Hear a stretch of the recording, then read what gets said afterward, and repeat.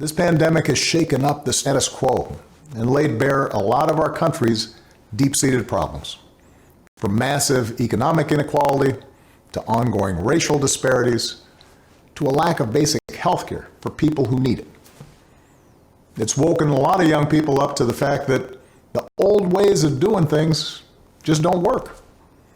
That it doesn't matter how much money you make if everyone around you is hungry and sick, and that our society and our democracy only work when we think not just about ourselves, but about each other.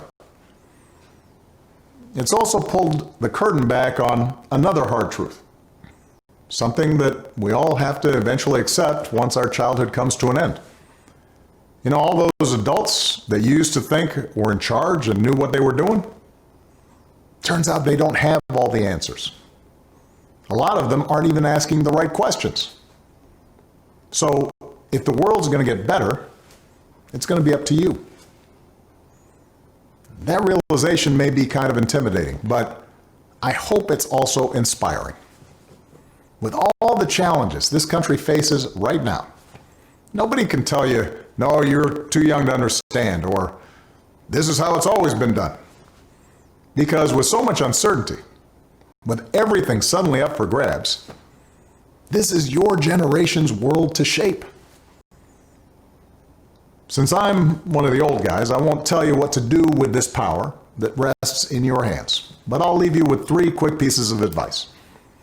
First, don't be afraid. America's gone through tough times before. Slavery, Civil War, famine, disease, the Great Depression, and 9/11. And each time, we came out stronger. Usually because a new generation, young people like you, learned from past mistakes and figured out how to make things better. Second, do what you think is right. Doing what feels good, what's convenient, what's easy, that's how little kids think. Unfortunately, a lot of so-called grown-ups, including some with fancy titles and important jobs, still think that way, which is why things are so screwed up. I hope that instead you decide to ground yourself in values that last, like honesty, hard work, responsibility, fairness, generosity, respect for others. You won't get it right every time. You'll make mistakes, like we all do. But if you listen to the truth that's inside yourself, even when it's hard, even when it's inconvenient, people will notice. They'll gravitate towards you. And you'll be part of the solution instead of part of the problem. And finally, build a community. No one does big things by themselves. Right now, when people are scared, it's easy to be cynical and say, let me just look out for myself, or my family, or people who look or think or pray like me. But if we're going to get through these difficult times, if we're going to create a world where everybody has opportunity to find a job and afford college, if we're going to save the environment and defeat future pandemics, then we're going to have to do it together. So be alive to one another's struggles. Stand up for one another's rights. Leave behind all the old ways of thinking that divide us: sexism, racial prejudice, status, greed, and set the world on a different path.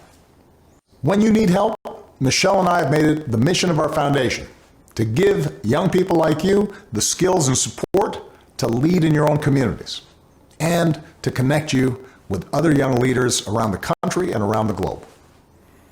But the truth is, you don't need us to tell you what to do, because in so many ways, you've already started to lead. Congratulations, class of 2020. Keep making us proud.